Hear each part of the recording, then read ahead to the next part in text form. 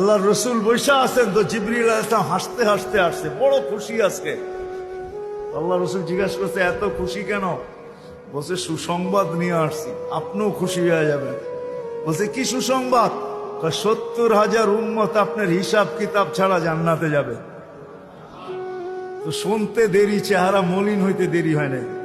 তো জিবরিল আলাইহিস সালাম বললেন এটা কি? আপনি তো খুশি হওয়ার কথা, চেহারা মলিন হইল কেন? মাত্র 70,000, আমার সাহাবী তো 1.25 লক্ষ, কিয়ামত পর্যন্ত উম্মতের কি হবে?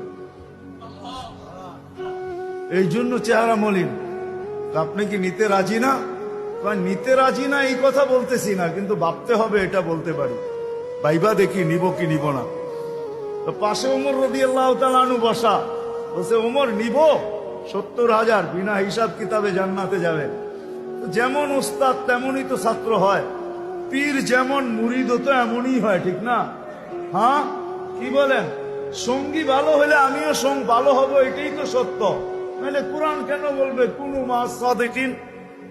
নেককারদের সাথে চলো, তুমিও নেক হয়ে যাবা, তুমিও নেক হয়ে যাবা। ভালোর লোকে চলো, ভালো হয়ে যাবা। প্রবাদ বাক্য এটাই সত্য।